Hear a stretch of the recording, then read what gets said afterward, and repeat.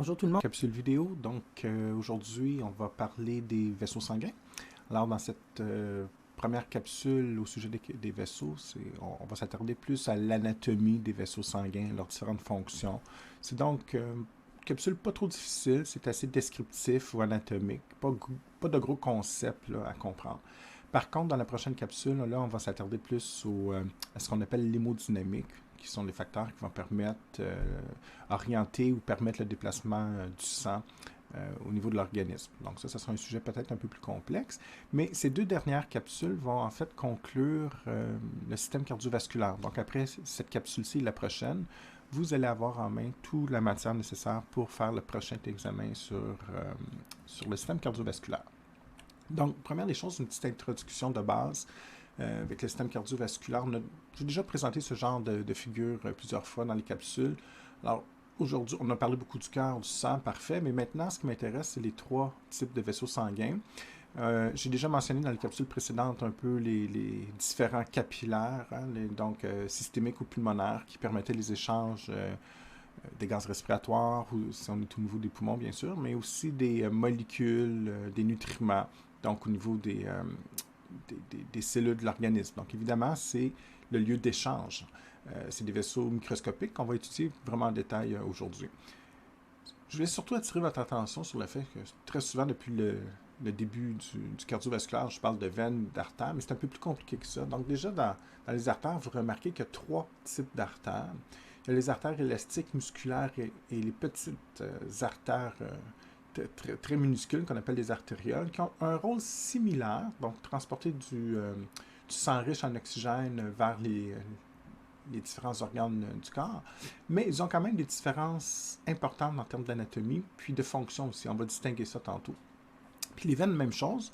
On a des petites veines qu'on appelle des vénules, format moyen et des plus grosses. Mais dans ce cas-ci, on ne se casse pas la tête. On dit simplement petite veine, moyenne veine ou grosse veine. Par contre, si vous voyez le terme vénule, c'est vraiment des petites veines. Et bien qu'elles sont un peu différentes parfois en termes d'anatomie, en termes de diamètre surtout, elles ont la même fonction également. Donc, elles transportent le sang pauvre en oxygène, qui est en fait transporte les globules rouges sont chargés en dioxyde de carbone qu'on devrait éliminer. Donc ça, c'est vrai pour toutes les artères et les veines, exception pour la circulation pulmonaire où là, le rôle est inversé. Mais ça, je n'avais déjà discuté dans les capsules précédentes. Donc généralement, c'est comme ça que ça fonctionne. Et si je regarde en termes d'anatomie, en fait, il faut être très à l'aise entre les différences anatomiques entre une artère et une veine. Donc, à la base, ça se ressemble beaucoup, mais il y a quand même des différences importantes que je vais vous pointer. Donc, évidemment, une artère ou une veine, c'est un organe. Et comme beaucoup d'organes, il y a trois tuniques ou trois couches de tissu, si vous préférez. Donc, il y a une couche interne qu'on appelle la tunique interne, une centrale, la tunique du milieu, et la plus extérieure, qui est une adventice, en fait. C'est une sphéreuse incomplète. Et la tunique interne, ben, première des choses, sa fonction, en fait, il y a plusieurs fonctions, mais la principale, c'est ce qui est écrit en rouge ici, c'est de faciliter le passage du sang. Donc, la couche intérieure que je pointe présentement au niveau de l'artère ou de la veine s'appelle l'intima. Okay? INT pour intérieur, si vous voyez ce terme-là, vous savez que c'est la couche, la tunique interne des vaisseaux sanguins. Et ce tissu intérieur, cet intima, est composé de deux couches de cellules.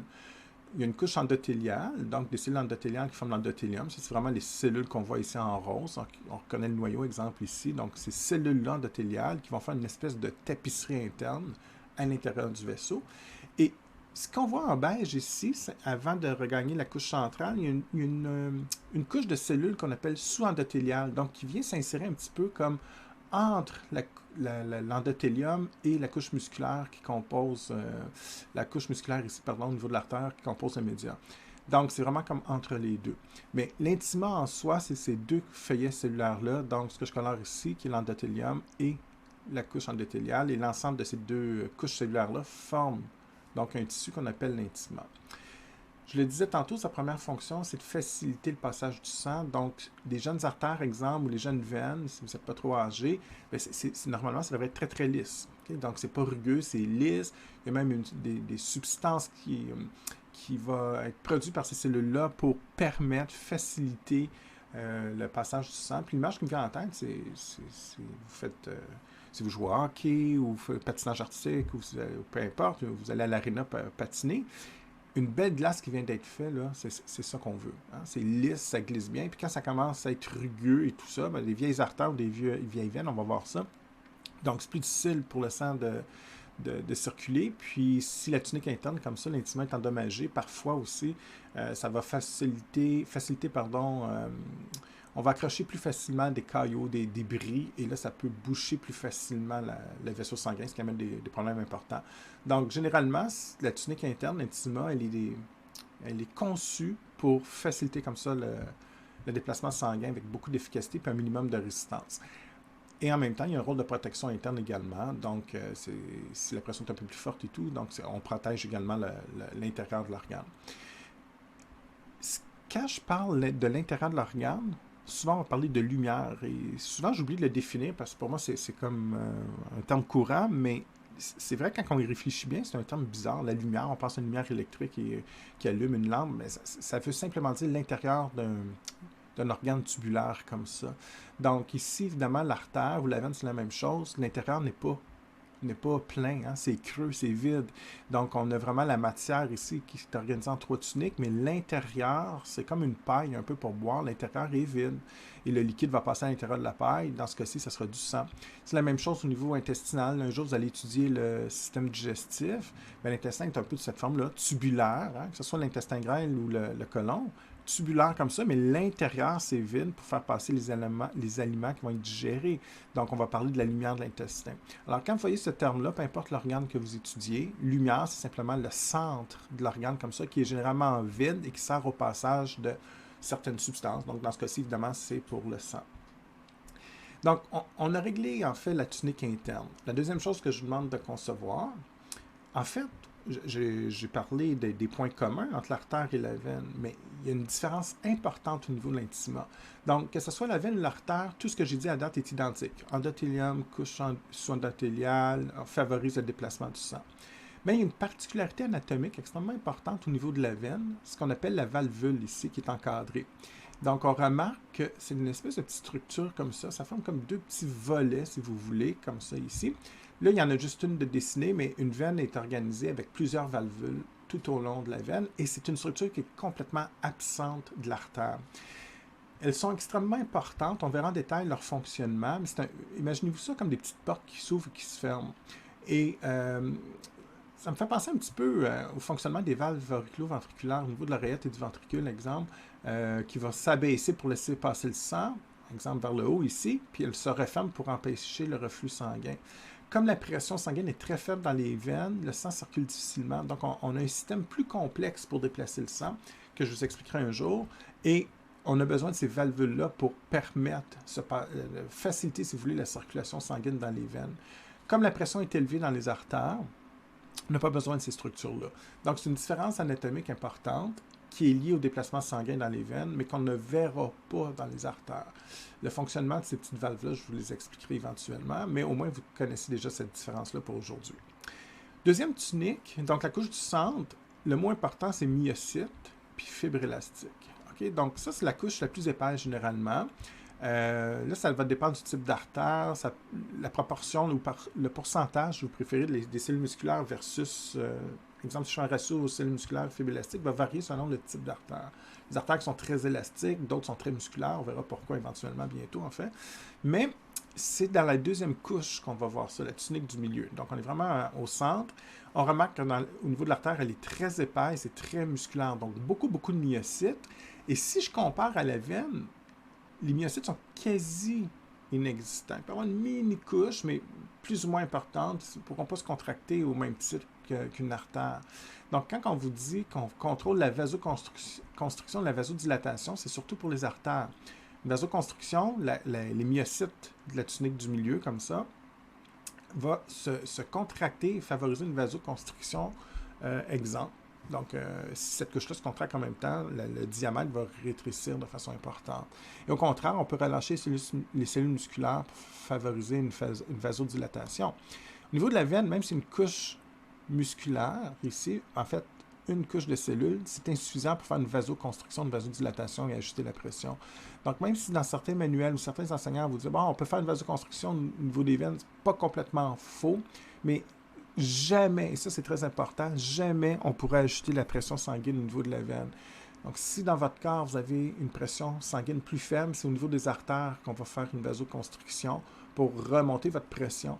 Alors qu'au niveau de la veine, il n'y a pas vraiment d'impact sur la pression parce que la couche cellulaire est trop petite. Donc, c'est minime comme effet. Et généralement, c'est plus pour favoriser le passage du sang ou non qu'on va jouer ici. Donc, généralement, on pourrait dire, sans trop se tromper, que la vasoconstriction et la vasodilatation, c'est essentiellement pour les artères qu'on va parler de ça. Donc, je vous disais qu'il y avait des cellules musculaires et des fibres élastiques aussi qui permettent aux vaisseaux sanguins de s'étirer et de revenir en position initiale. Donc, ici, c'est relativement vrai pour les deux types de vaisseaux. Donc, en termes d'anatomie, on retrouve les deux types d'éléments. Mais il faut garder en tête qu'au niveau de l'artère, généralement, la couche de myocytes est beaucoup plus épaisse que la veine, puis il y a plus de fibres élastiques aussi au niveau de l'artère, évidemment, parce que la pression est plus forte, donc il faut être capable d'absorber la pression. C'est le rôle, en fait, des fibres élastiques. Alors, je pense que j'ai dit clairement que les myocytes, en se contractant, contrôlaient le diamètre de l'artère, vasoconstriction, vasodilatation, mais maintenant, j'ajoute le fait que les fibres élastiques sont là pour supporter un surplus de pression dans le vaisseau sanguin, justement pour améliorer la capacité d'absorber cette pression-là. On en reparlera éventuellement. Ce que je n'ai pas dit, c'est le nom de la tunique du milieu. Donc, ça s'appelle la média. M pour milieu, un petit truc mémotechnique pour vous aider à retenir. Donc, évidemment, je vous demande de retenir les noms. Je disais que dans les organes, il y a toujours la couche interne, du milieu et externe, mais chaque organe a un nom particulier, comme vous avez pu le constater depuis le début de la session. Alors, ici, l'intima, c'était la couche interne des vaisseaux sanguins. La média, c'est évidemment la couche centrale. Donc, non seulement il faut savoir les noms, mais un peu aussi leur rôle et leur composition, comme ce que j'ai expliqué il y a quelques secondes. Maintenant, la couche externe, ici, elle porte le nom d'adventice. Ceux qui se souviennent du cours et des capsules, généralement, les organes sont faits d'une couche tissu séreux. Donc, c'est pas vrai ici. C'est pas tout à fait exact. Donc, ce que je dessine, c'est un rappel. Après, je vais spécifier pour les vaisseaux sanguins. Mais vous savez maintenant qu'une séreuse, exemple au niveau du cœur, on parlait d'endocarde, myocarde et péricarde, c'est la même chose. Le péricarde séreux était fait de quoi? Bien, un feuillet cellulaire qu'on appelait pariétal, feuillet interne près de l'organe qui s'appelle viscéral, puis entre les deux, on avait un liquide.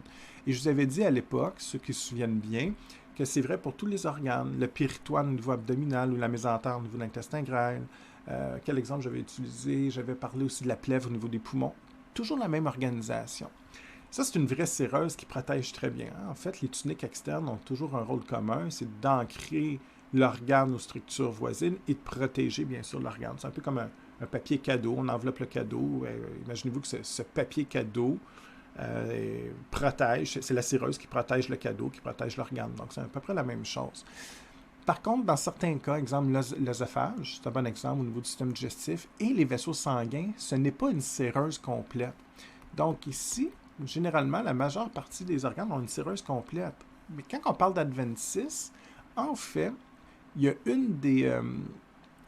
un des feuillets cellulaires qui disparaît.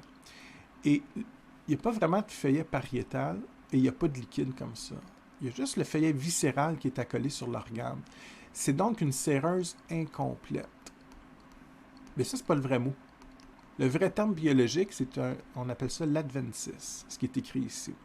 Donc, à chaque fois que vous allez entendre le mot adventice, gardez en tête que c'est une couche externe qui ressemble beaucoup à une séreuse, mais c'est une séreuse incomplète. Au lieu d'avoir ces deux feuillets cellulaires comme on vous a enseigné, il y en a juste un, puis il n'y a pas de liquide, évidemment. Donc, on pourrait dire jusqu'à un certain point que l'organe est un petit peu moins bien protégé que, exemple, le péricarde ou la plèvre au niveau du poumon, le péricarde au niveau du cœur. Mais le concept est le même. Donc, c'est une couche externe, rôle de protection, se ressemble relativement en termes de veine ou d'artère. C'est un peu plus épais, un peu plus de tissu conjonctif peut-être au niveau de la veine, mais sinon, c'est pas mal la même chose, même rôle. Maintenant, la question que je vous demande, évidemment, exemple, à l'intérieur de l'artère, j'ai un sang qui est riche en nutriments, en oxygène qui circule. Sauf que les cellules qui composent l'ensemble des trois tuniques intima, médian au centre et l'adventice à l'extérieur. Donc, ces trois couches-là, c'est des cellules qui ont besoin de vivre, évidemment. Comment elles font pour vivre? Elles ont besoin d'oxygène, de glucose, comme n'importe quelle cellule de votre organisme. Sauf que le sang qui passe ici, peut-être que vous pensez, mais c'est pas vrai, c'est à tort, mais peut-être que votre premier réflexe, c'est de se dire, ben, l'oxygène qui est ici, puis les nutriments, va pouvoir passer à travers la paroi pour les nourrir. En fait, c'est une hypothèse qui est louable, hein? C'est pas bête du tout de dire ça, mais c'est pas vrai. En fait, l'oxygène, les nutriments ne peuvent pas passer à travers la paroi comme ça, ils vont circuler comme ça vers les capillaires, et c'est au niveau des capillaires qu'ils vont pouvoir passer à travers la paroi pour aller nourrir les cellules. En fait, les tuniques sont trop épaisses, ça ne fonctionne pas. Alors, qu'est-ce qu'on va faire? Ça va nous prendre un réseau sanguin en parallèle qu'on appelle le vasa vasorum. Donc, le vasa vasorum fait partie de l'adventice. C'est des vaisseaux sanguins microscopiques qui sont là pour nourrir les cellules de la paroi, de l'artère ou de la veine. Ceux qui se souviennent un peu des capsules sur le cœur, c'est un petit peu la même chose. On peut faire une analogie, en fait, avec la circulation coronaire. Donc, il y avait une espèce de réseau en parallèle, un réseau sanguin, de circulation sanguine en parallèle de la circulation normale pour nourrir les myocytes et les cellules cardiaques. C'est exactement la même chose. À ce niveau aussi, le vasovasorum, drôle de mot, j'en conviens, mais c'est tout simplement, c'est très simple, en fait. C'est un réseau de vaisseaux sanguins dans la paroi, comme ça, dans la tunique externe, dans l'adventice, qui, bien sûr, je l'ai dit tantôt, il y a du tissu conjonctif, des fibres de collagène, tout, comme n'importe quelle membrane externe, mais la fonction ici, c'est qu'on a le vasovasorum qui est fonction de nourrice. Donc, on vient nourrir. C'est le réseau sanguin qui permet d'alimenter les cellules qui composent l'artère ou la veine, c'est exactement la même chose. Puis c'est aussi ce réseau nourricier qui va récupérer le CO2 ou les déchets. Donc, vous pouvez imaginer comme ça que c'est un réseau sanguin en parallèle de l'artère ou de la veine pour nourrir l'organe. Et si le vasovasorum ne fonctionne pas pour X raison, ben, l'artère va mourir ou la veine va mourir. Les cellules n'auront plus accès aux nutriments, évidemment. Donc, ici, je vous demande deux choses. De connaître justement l'idée générale de la composition d'une artère ou d'une veine, puis évidemment de faire les petites nuances entre une artère et une veine en termes d'anatomie, comme je viens de le faire.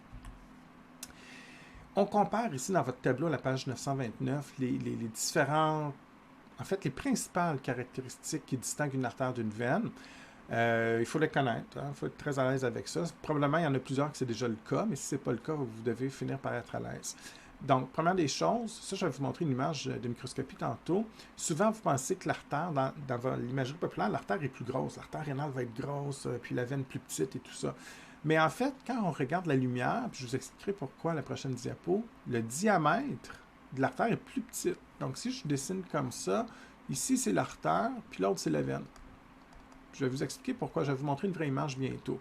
Donc, ça, c'est une des grandes différences anatomiques. L'autre chose, généralement, quand on regarde la paroi de l'artère est beaucoup plus épaisse que la veine.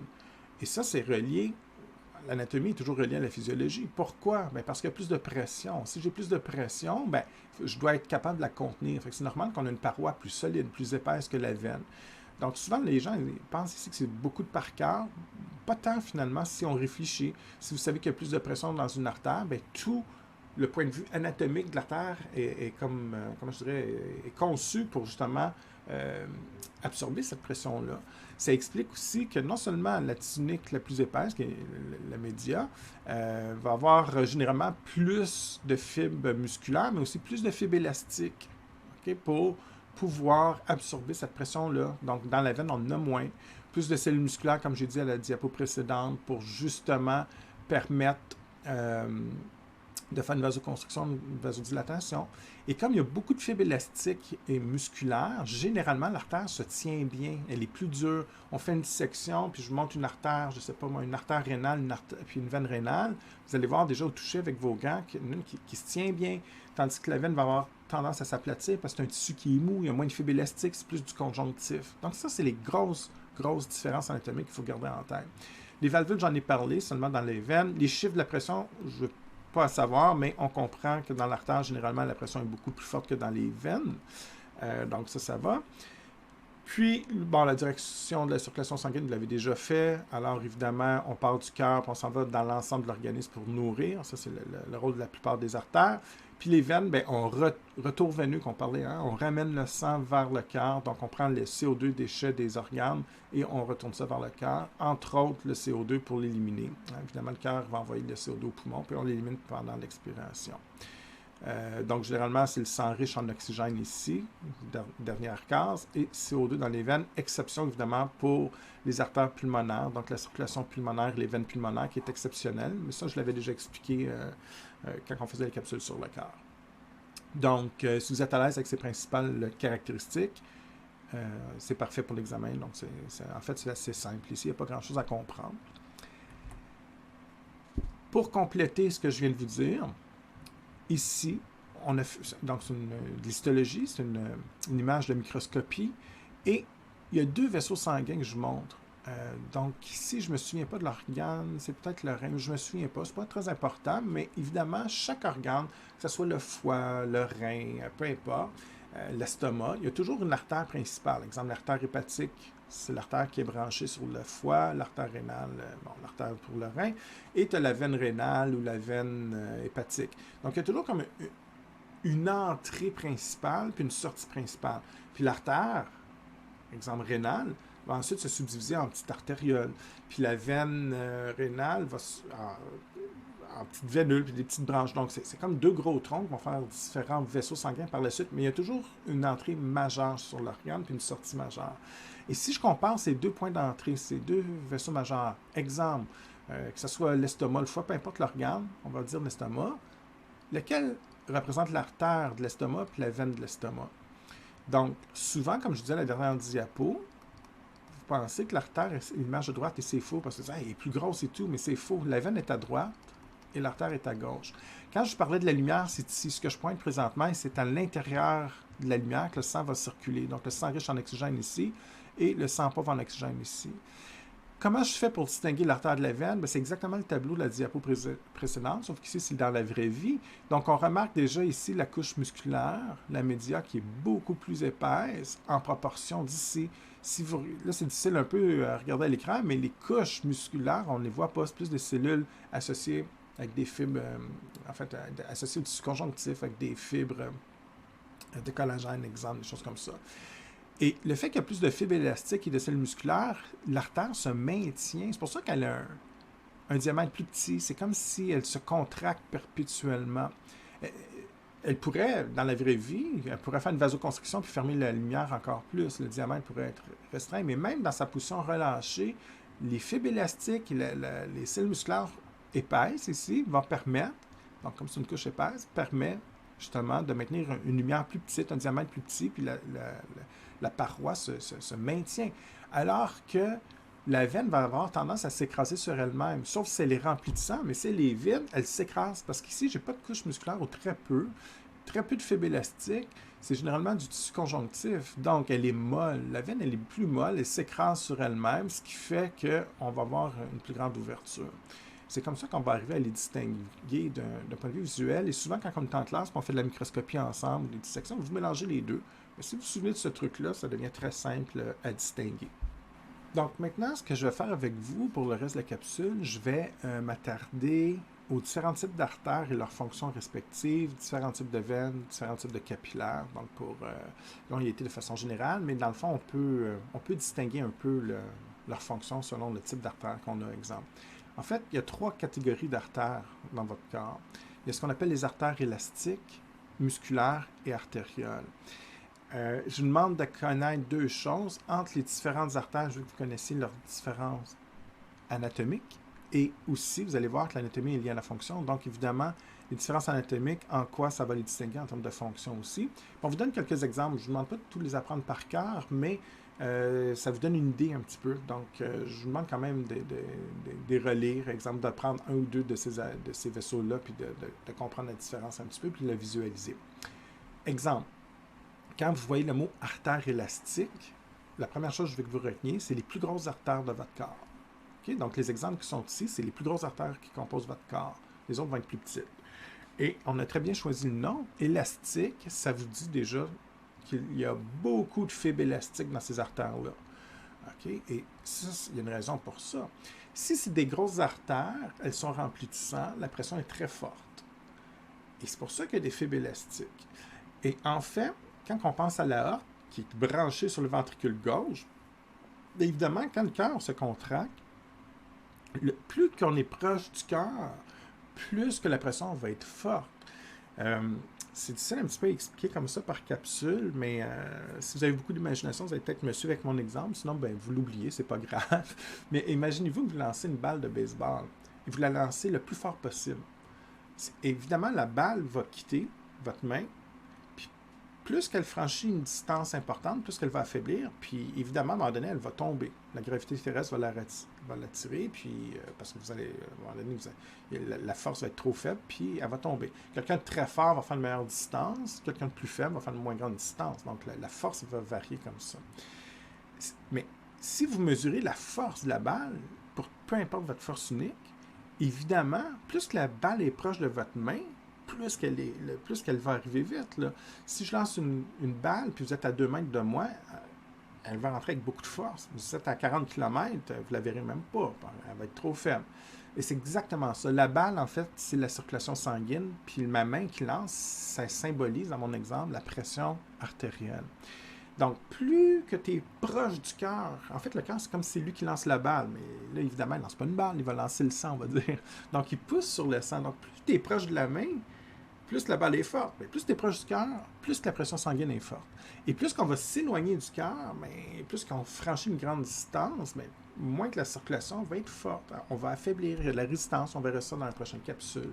Et vous ne réalisez jamais, mais c'est des centaines de kilomètres de vaisseaux sanguins dans votre corps. Donc, évidemment, si je suis rendu au kilomètre 100, le sang circule avec beaucoup moins de force. Puis généralement, on est rendu dans les veines, donc c'est pour ça qu'il y a moins de pression dans les veines.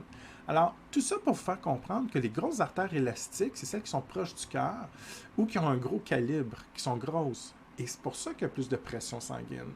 Et le problème, si on n'a pas d'adaptation particulière, elles vont se briser, ça va être une hémorragie interne, donc la pression est tellement forte qu'elles vont finir par fendre, entre guillemets. Alors, l'adaptation anatomique pour contrôler ces surplus de pression-là, c'est d'avoir des fibres élastiques pour absorber ce surplus de pression.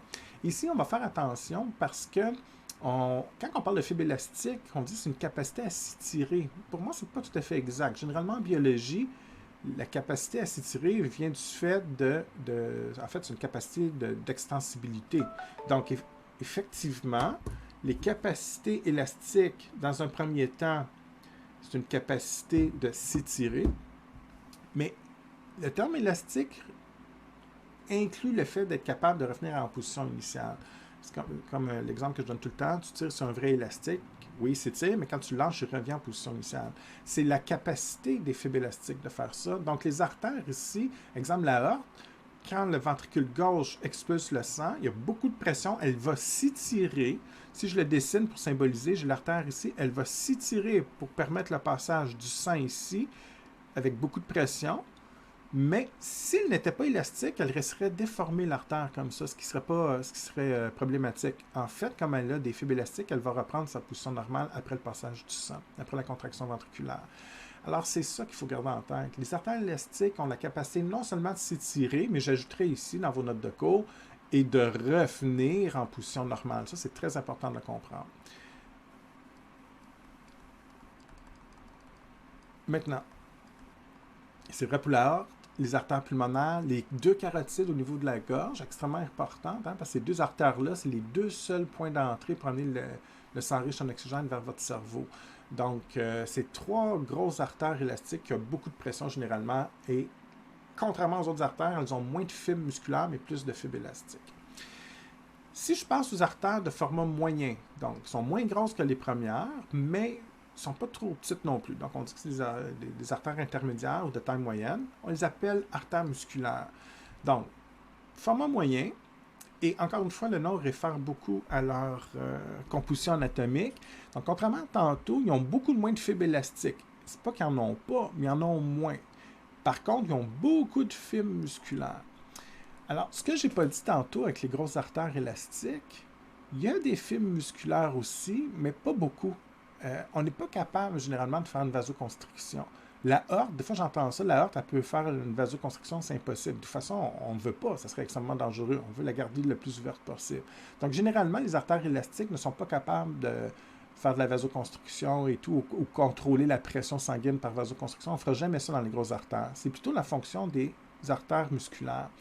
Donc, dans ce cas-ci, comme elles ont plus de fibres musculaires qu'élastiques, elles ont moins de capacité à absorber des surplus de pression, une certaine capacité, mais moins grande que les premières artères que j'ai mentionnées. Par contre, le fait qu'ils ont beaucoup de fibres musculaires, ça permet de contrôler le diamètre. On peut donc ajuster le diamètre pour contracter, vasoconstriction ou vasodilatation, selon nos besoins. Exemple, on veut ajuster la pression artérielle, on verra comment ça fonctionne éventuellement. Mais si la pression est trop faible, généralement, on va faire une vasoconstriction pour remonter la pression. Au contraire, si la pression est trop forte, on va faire une vasodilatation pour diminuer la pression. Les exemples, c'est les artères de vos membres principaux. Exemple, l'artère brachiale qui est dans le bras, au niveau de la jambe, tibiale, peu importe l'endroit. Donc, l'artère du bras, de la jambe. Les artères coronaires sur le cœur aussi, on considère que c'est des artères musculaires. Et je vous avais déjà dit dans une capsule précédente que l'artère coronaire est quand même petite par rapport, par exemple, à l'artère brachiale, mais elle reste quand même d'un plus grand diamètre que les artérioles, qui sont de petites artères quasi microscopiques dans certains cas, ou avec quelques millimètres de diamètre. Donc, format moyen, plus petite que les autres, beaucoup plus de fibres musculaires que de fibres élastiques. Maintenant, les dernières, les artérioles, c'est les petites. Donc, aussitôt que vous voyez ce terme-là, c'est des petites artères. Puis évidemment, je n'ai peut-être pas dit, mais je pense que vous le déduisez, là, mais juste pour être certain, les grosses artères se déversent dans les moyennes dans les petites, et les petites, on va aller éventuellement vers les capillaires, évidemment, ce qu'on verra bientôt.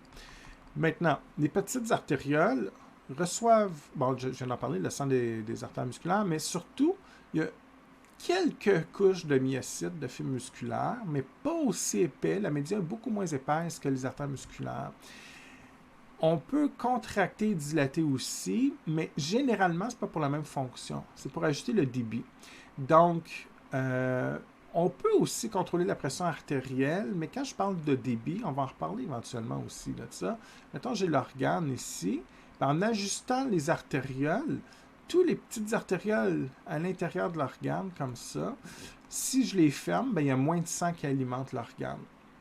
Et bien sûr que si je les vasoconstricte au complet, ces artérioles-là, vous avez des milliards d'artérioles, puis je les ferme toutes en même temps, ça va remonter la pression artérielle. Donc, un peu comme tantôt avec les artères musculaires, on peut ajuster la pression artérielle.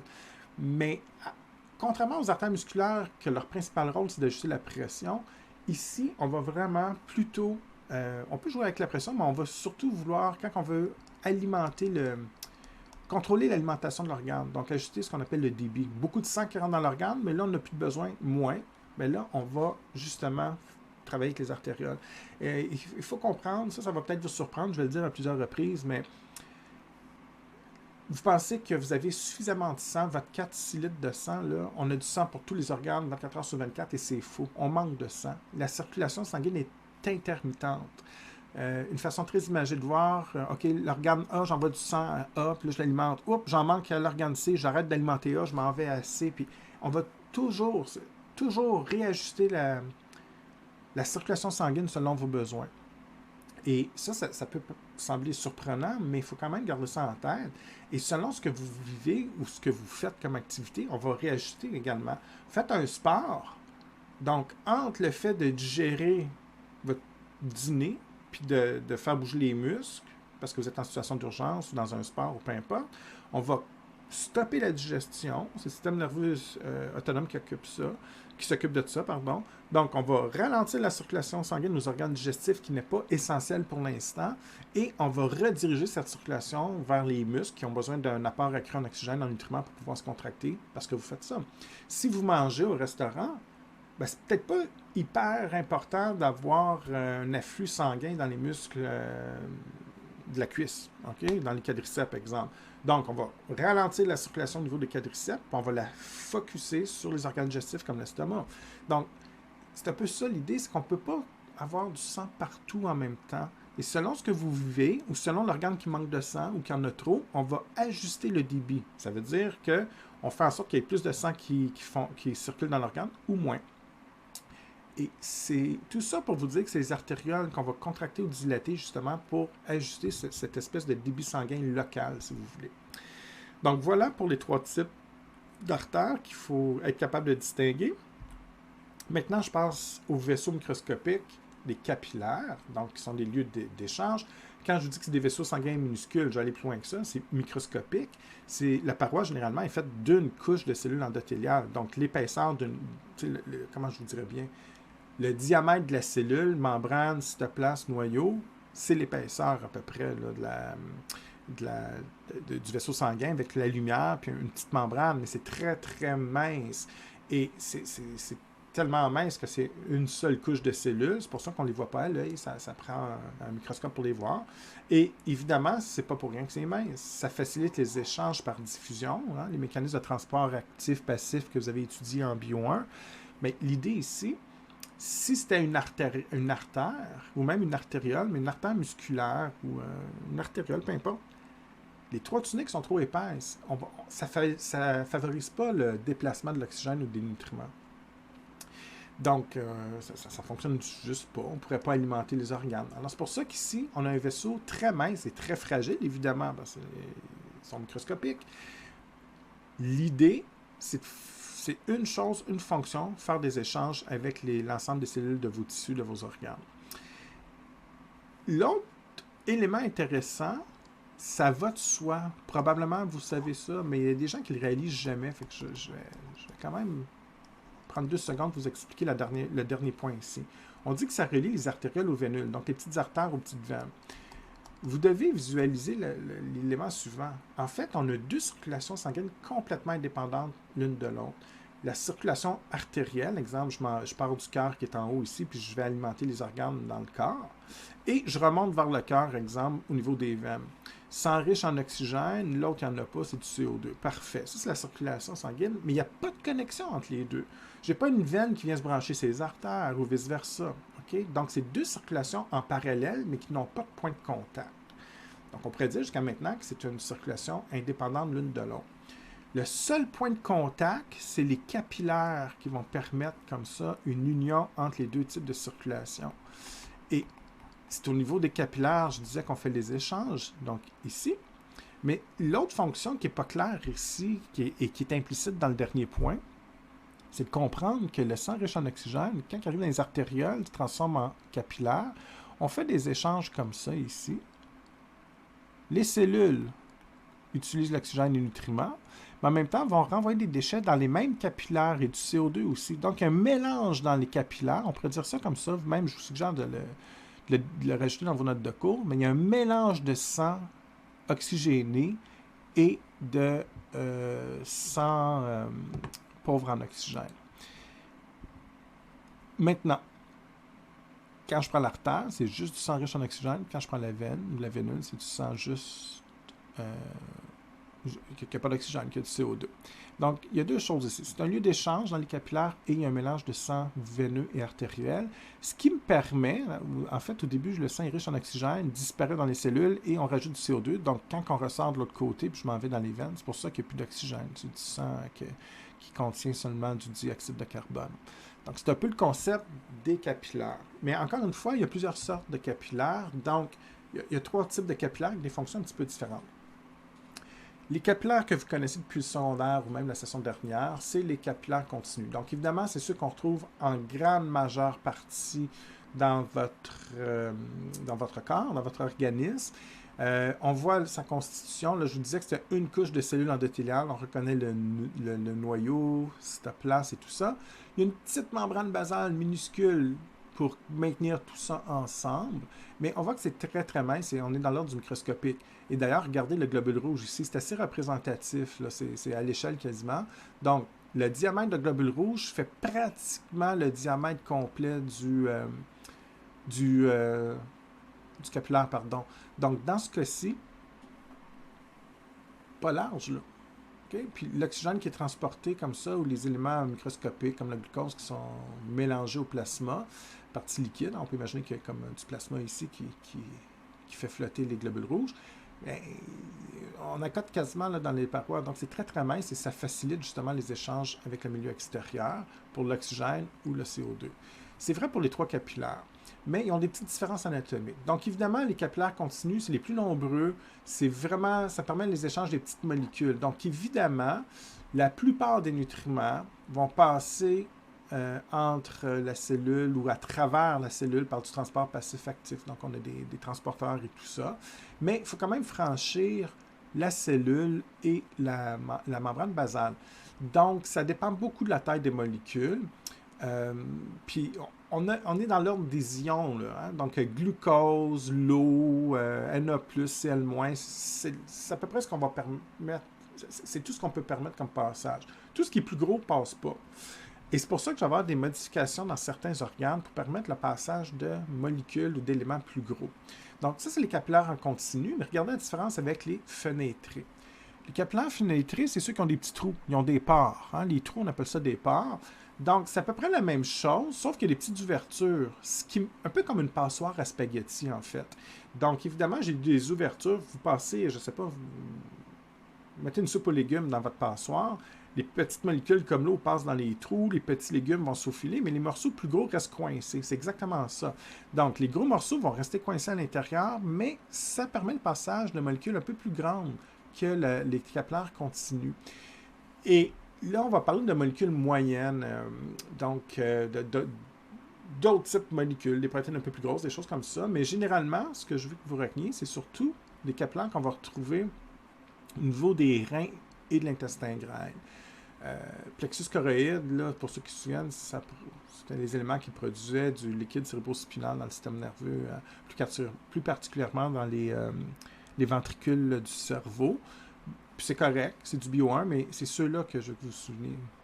L'intestin grêle pour bio 3, puis les capillaires des reins qu'on va discuter en bio 2 cette session-ci. La fonction des reins, c'est de filtrer le sang pour produire l'urine. Donc évidemment, le capillaire continu ne fonctionne pas parce qu'on veut faire passer un peu plus de molécules quand on filtre. Donc, évidemment, ce qu'on va envoyer dans l'urine, ben, j'ai besoin de laisser passer des molécules un peu plus grosses. Alors, c'est pour ça qu'on va les retrouver au niveau du rein. Les fenêtrés sont reliés directement en fonction de l'organe. Même chose pour l'intestin grêle. C'est les organes qui vont permettre... l'intestin grêle permet l'absorption des nutriments que vous avez, en fait, des aliments digérés, puis les nutriments que vous voulez récupérer, les renvoyer vers la circulation sanguine avant que vous évacuez les déchets sous forme de sel, bien évidemment, on veut permettre le passage de molécules un peu plus importantes en termes de taille. C'est pour ça qu'on les retrouve à des endroits très précis comme ça. Et ceux qui sont encore plus rares, c'est les capillaires sinusoïdes. Donc là, au lieu des pores, je dirais que la paroi est complètement détruite. Là ici, on vous dit que les cellules sont discontinues. D'un point de vue microscopique, c'est des ouvertures gigantesques. C'est énorme. C'est comme, je dirais, une paroi de capillaire détruite. Et pourquoi qu'on laisse des grandes ouvertures dans la paroi comme ça? Bien évidemment, c'est toujours la même logique. C'est pour laisser sortir des très gros éléments, généralement la taille d'une cellule. C'est exceptionnel. On peut laisser sortir des érythrocytes ou les globules rouges, si vous préférez. Et c'est pour ça qu'on va les retrouver dans des endroits très spécifiques. Exemple, au niveau du foie, de la rate et de la moelle osseuse. Ces 3 organes sont impliqués dans les globules rouges. Donc, la moelle osseuse de certains os, en fait, va permettre la production de globules rouges. C'est l'organe qui permet la production de nouveaux globules rouges. Évidemment, ils doivent sortir pour aller en circulation sanguine, donc ça permet la sortie des globules rouges par les ouvertures. Le foie et la rate, on va éliminer les vieux globules rouges. Donc, évidemment, il faut pouvoir permettre l'entrée ou la sortie des globules rouges selon l'organe impliqué. Et c'est impossible pour un globule rouge de passer dans des petites pores comme ça ou à travers les cellules ici. Donc, c'est pour ça qu'on a des capillaires qui ont été modifiés de façon drastique comme ça. Donc, en termes de fonction, si on résume, là, vraiment continu, c'est pour les échanges de nutriments. Fenêtré aussi, mais ça permet les échanges de molécules un peu plus grosses dans des organes spécialisés. Exemple, les reins pour filtrer le sang et produire l'urine. Intestin grêle pour réabsorber les nutriments digérés. Donc, contrairement aux capillaires continus qui sont là pour vous nourrir, pour alimenter vos cellules, ici, les fenêtrés ont des fonctions particulièrement spécifiques selon l'organe dans lequel on les retrouve. Et ben, les sinusoïdes, c'est encore plus spécifique. Généralement, c'est pour laisser passer des molécules, des structures énormes comme les globules rouges, exemple au niveau de la moelle osseuse, le foie ou la rate. Ce qui est fascinant avec les capillaires, c'est évidemment, je vous disais que c'est un lieu d'échange, mais même si microscopique, il ne faut pas sous-estimer, on peut contrôler la circulation sanguine avec des petites structures que j'encercle ici. J'en ai une ici, deux, trois. Donc, c'est des sphincters au niveau des capillaires qui peuvent ouvrir ou fermer. C'est en fait des petits anneaux de cellules musculaires qui se contractent ou qui se relâchent. Quand on parle d'un lit capillaire, c'est un groupe de capillaires qui travaillent ensemble. Okay? Donc, je m'excuse. Donc, si ici, j'ai l'artériole, j'ai la vénule de l'autre côté, circulation sanguine fonctionne comme ça ici. Exemple, le sang s'en vient ici comme par l'artériole, passe dans le capillaire et va retourner, exemple, dans les veines ici. Au cours de son déplacement, j'ai comme la capillaire principale ici, mais on voit qu'il y a des petites branches. Donc, le sang peut circuler dans les différentes branches pour alimenter l'ensemble des cellules de l'organe. Et le lit capillaire, c'est ce que j'encercle, c'est le capillaire principal avec toutes ces petites branches. Ça, c'est un lit capillaire. Et la traduction en français, quand vous voyez ce terme-là, ça veut dire c'est l'ensemble de toutes les branches et le capillaire principal qui nourrit l'organe. Parce qu'évidemment, les cellules qui sont proches du capillaire principal sont nourries, mais la cellule qui est ici est trop loin, donc ça prend une branche pour finir livrer la marchandise ici. Donc, toutes ces branches-là et ce capillaire principal fonctionnent ensemble. Maintenant, je l'ai dit un petit peu tantôt, si vous vous souvenez, on n'a pas assez de sang pour alimenter tous les organes. Donc, on y va selon nos besoins. Et parfois, exemple, si vous êtes en train de manger et que vous avez besoin d'un afflux sanguin important à l'estomac pour faciliter la digestion parce qu'il se contracte et tout, si je suis dans le muscle de la cuisse, je vous disais tantôt comme exemple, c'est peut-être pas si important de nourrir les cellules de la cuisse pour l'instant. Donc, on va faire quoi? On va faire en sorte que le sang passe tout droit et s'en aille directement à la veine. Et comment c'est possible? Les sphincters que je vous parlais ici sont en position ouverte ou fermée. Quand les sphincters se contractent, la porte ferme. Le sang ne peut pas circuler dans les branches ici du capillaire.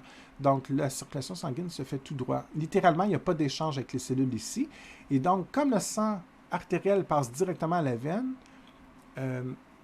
ça fait en sorte que très rapidement, on passe à l'autre étape, on continue la circulation sanguine et ça va favoriser le déplacement plus rapide du sang vers l'organe que je vais alimenter.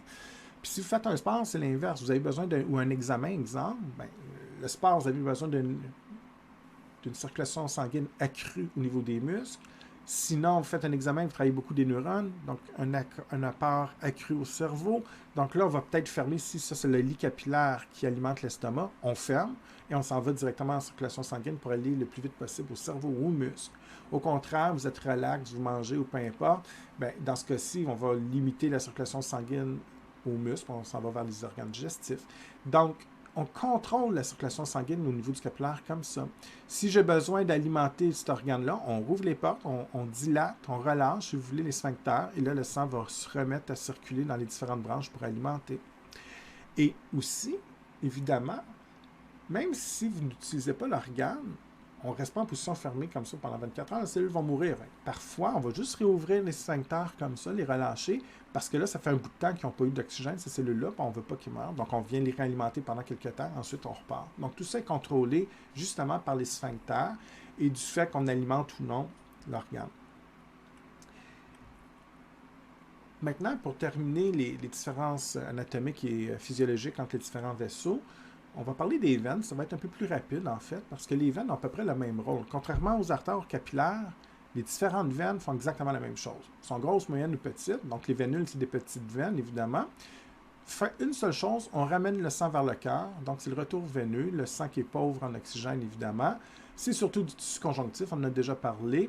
Un petit peu de cellules musculaires, mais pas vraiment, pas de rôle de vasoconstriction, puis il n'y a pas de pression ou très peu selon la veine. Okay? La pression est très faible par rapport aux artères. Donc ça, c'est les éléments que vous connaissez déjà. J'ai mentionné rapidement le terme valvule, donc ces espèces de petites structures ici uniques aux veines, donc il n'y en a pas dans les capillaires, il n'y en a pas dans les artères. Et comme la pression est très faible, le sang, qu'est-ce qu'il ferait? Premièrement, il y a de la difficulté à se déplacer. Donc, en fait, on verra qu'une pompe musculaire pourrait aider indirectement. Exemple, une veine dans la cuisse, comme ça. En marchant, les muscles de la cuisse se contractent et viennent écraser la veine de ses côtés, comme ça ici.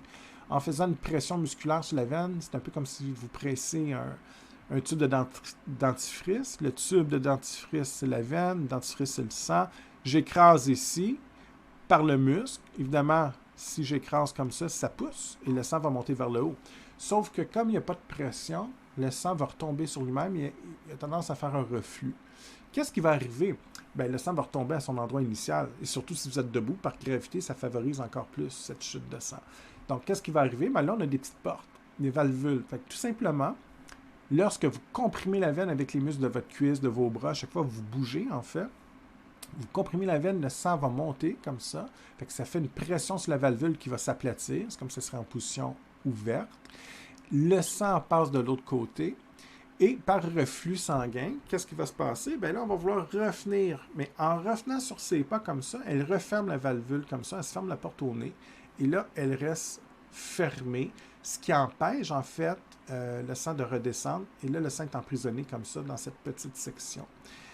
Puis ensuite, qu'est-ce qu'on fait? Bien, un autre pas, on recomprime, mais plus haut ici. Donc, on vient écraser, le sang est chassé vers l'autre section de la veine. Il y a une autre petite valvule ici qui va se refermer pour emprisonner le sang. Et de façon successive, comme ça, on va monter étage par étage jusqu'à temps qu'on revienne à la veine cave et à l'oreillette droite au niveau du cœur. Pour votre intérêt personnel, mais c'est pas retenir, parfois on parle de varices. Donc, c'est quoi une varice? C'est très fréquent, évidemment. Souvent, vous me dites que c'est juste les femmes, c'est faux. Il y en a chez les hommes aussi. C'est moins fréquent, donc il y a une composante génétique, c'est évident. Mais il y a des hommes qui ont des varices également. Vous allez avoir des patients mâles avec des varices, c'est sûr, ça arrive. Maintenant, c'est simplement une veine qui est dilatée. Donc, une veine qui, exemple, qui prend une forme déformée comme ça, j'exagère un peu, puis là, le sang s'accumule ici. Ça, c'est une varice. Généralement, peut-être dans les cas très, très sévères, il peut y avoir des problèmes médicaux, mais généralement, c'est très rare. C'est plus d'ordre esthétique. On n'aime pas ça, bon, on trouve que c'est pas élégant, peu importe, c'est une matière de goût, mais l'idée, il n'y a pas vraiment de problème de santé dans la plupart du temps. Mais pourquoi, c'est surtout le pourquoi, je voulais vous expliquer, pourquoi ça dilate comme ça, bien, c'est un problème de valvule, en fait. C'est que les valvules ne fonctionnent plus et le sang reste emprisonné, il y a de la misère à passer à l'autre section, s'accumule dans la veine, puis ça fait une veine dilatée. Donc, c'est simplement ça. Des fois, vous me demandez c'est pourquoi on a ça, à quoi ça, pourquoi, puis tout. Ben, c'est juste un problème de valve. Puis, généralement, je disais qu'il n'y a pas trop de problème médical parce que il y a plein d'autres veines. Donc, si j'ai la veine ici qui fonctionne mal, puis qu'elle dilate ici, puis accumule le sang, je peux avoir une autre branche qui s'en va comme ça, une autre, on va en créer d'autres. On est capable de fabriquer des vaisseaux sanguins selon nos besoins ou d'en éliminer. Donc, le sang court-circuite ailleurs, puis ça va. Sauf qu'ici, ben, elle est plus ou moins fonctionnelle, évidemment, pour le retour veineux. Donc, voilà, je ferme la petite parenthèse maintenant. Ce qui est important surtout, c'est de comprendre les différences anatomiques et les fonctions de tous les vaisseaux qu'on vient de voir. Okay, donc, au niveau des veines, il y a une fonction que je n'avais pas parlé encore. Il y a une notion de réservoir sanguin. Donc, un réservoir sanguin, c'est un organe qui a la capacité d'accumuler le sang. Et en fait, dans votre corps, il y en a deux. Il y a la peau qui agit comme un réservoir sanguin, qui peut stocker environ 10% de votre volume sanguin. Donc, si vous avez 4 litres de sang, bien, il y a un 400 ml qui est stocké sous la peau. Et ça va vous surprendre parce que je vous disais déjà, on n'a pas un grand volume sanguin. Je vous disais qu'on est entre 4 et 6 litres, c'est très peu en fait. Et en plus, on n'utilise même pas notre 4-6 litres. Il y a un 400 ml si vous avez 4 litres, évidemment. Un 400 ml, un 10% qui traîne sous la peau. Et il y a un 60% qui traîne dans les veines et qui ne sert pas vraiment. Ça sert de réserve. Et c'est vraiment, il ne faut pas confondre avec la réserve cardiaque, qui est complètement autre chose. C'est une différence de débit, on avait déjà vu ça. Donc là, ici, on parle de réservoir. C'est vraiment pour stocker. Vous avez un réservoir d'essence, vous avez un bidon qui stocke l'essence. C'est vraiment la même chose. Alors, il y a environ 70% de votre sang qui est stocké, soit un 10% sous la peau, 60% au niveau des veines. Ce sang-là sert de réserve. Fait que normalement, vous fonctionnez présentement à peu près avec 30% de votre capacité sanguine. S'il y a un problème ou s'il y a un événement dans votre vie particulier, là, on peut aller piger dans cette réserve-là et réinjecter ce sang-là en circulation sanguine. Exemple, vous êtes assis dans ma classe, vous m'écoutez. Vous allez peut-être que vous travaillez très fort du cerveau, vous êtes très concentré, c'est très bien, mais dans ce cas-ci, on va envoyer peut-être un surplus de sang vers le cerveau pour que les neurones fonctionnent bien, qu'ils soient bien alimentés. Juste au hasard, j'ai aucune idée, mais maintenant, on rajoute un 10% en circulation sanguine. Donc, on va piger dans le réservoir sanguin veineux, donc dans les veines ou au niveau de la peau. Vous faites un sport intense, c'est certain que 30%, ça ne fonctionne plus. Ça me prend un maximum de 100. Exemple, si vous faites, je ne sais pas moi, vous jouez au football, au hockey, je ne sais pas trop, au soccer, ben, le cerveau travaille très fort parce qu'il doit lire le terrain, prendre des décisions rapides et tout. Donc, un surplus de sang au niveau du cerveau, surplus de sang dans les muscles et tout ça. Donc, le cœur pompe plus vite, vous respirez plus vite et tout. Mais en même temps, on va les piger dans les réservoirs sanguins pour réinjecter le sang stocké, si vous voulez, entre guillemets. Donc, quand on vous dit un réservoir, ben c'est que les vaisseaux sanguins, les veines au niveau de la peau ou l'ensemble des veines, le sang est relativement stagnant, circule moins vite, il est ralenti si on veut, donc on peut aller piger là-dedans. Et comment on fait pour aller chercher nos réservoirs? C'est très simple, le cœur bat plus vite. En se contractant plus vite et plus fort, la pression sanguine, le débit sanguin augmente, puis la pression sanguine augmente, donc le sang circule plus vite, puis évidemment, ben, le sang qui était ralenti et stocké ici, ben, va recirculer un peu plus rapidement, puis on va aller récupérer ce sang-là pendant l'exercice physique, exemple. Okay? Donc ça, c'est vraiment la notion de réservoir, et il faut comprendre qu'il y a juste la peau et les veines qui permettent ça, il n'y a pas d'autres organes qui permettent d'agir comme réservoir. Ensuite, vous avez différents circuits dans votre corps avec différentes capacités. Donc, le circuit qu'on vous a souvent enseigné au secondaire ou en première session de cégep, c'est souvent le circuit simple. C'est celui que tout le monde connaît. Le système artériel, donc il y a une artériole branchée sur un lit capillaire et qui se branche à une veinule. C'est vrai pour la plupart du temps, mais il y a deux autres types de circuits qu'on va étudier. Vous avez la définition ici pour les deux, qu'il faut être à l'aise, mais je préfère de beaucoup vous l'enseigner avec ce schéma-là. C'est beaucoup plus visuel et beaucoup plus facile. Donc, je vous explique la différence entre un circuit simple, une anastomose et un système porte. Okay? Donc, il faut être à l'aise avec ces trois termes-là. Le circuit simple, c'est le circuit classique. Donc, une artère, l'aorte qui est ici, se divise en différentes artères, de grande taille, plus petites, etc. Et l'artériole qui est ici se subdivise en différentes petites branches artérielles, lit capillaire, pardon. Donc ici, on a le capillaire avec ses branches. On nourrit l'organe, on revient par la veine. Mais la grosse différence, c'est qu'il y a un seul point d'entrée, une seule artériole qui alimente le lit capillaire, puis un seul point de sortie, une seule veine. L'anastomose, c'est différent. Si vous regardez ce que j'enseigne ici, par rapport au circuit simple, l'anastomose, il y a vraiment plusieurs artérioles qui forment plusieurs branches avant d'alimenter le lit capillaire. Et on peut l'avoir au niveau artériel, puis c'est la même chose au niveau veineux, plusieurs points de sortie. Mais ce qui m'intéresse, c'est surtout l'anastomose artérielle. Et la question que je vous demande maintenant, expliquez-moi en quoi l'anastomose artérielle ici est un avantage par rapport à un circuit simple. Autrement dit, si le circuit A alimente l'estomac, puis le circuit B alimente le pancréas, je dis ça au hasard, c'est juste pour l'exemple, moi je dis que le pancréas aurait, dans mon exemple fictif, un avantage par rapport à l'estomac. Pourquoi? Pourquoi l'organe du haut avec un circuit simple est désavantagé par rapport à l'anastomose? En fait, c'est très simple. Imaginez-vous s'il y a un caillot qui bloque ici. Qu'est-ce qui arrive? Le sang ne peut pas circuler. Donc, le lit capillaire et tout l'organe n'est plus alimenté. Donc, c'est la mort de l'organe. Ici, si j'ai un caillot qui bloque à ce niveau-là, qu'est-ce qui se passe? J'ai tout simplement d'autres branches pour circuler. Donc, le sang ne peut pas aller là. On va prendre la branche ici, on court-circuite et l'organe continue à être alimenté.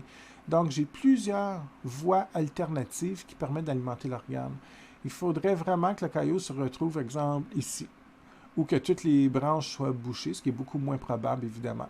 Donc, c'est un avantage, évidemment, pour les organes qui ont ce type de dérivation vasculaire.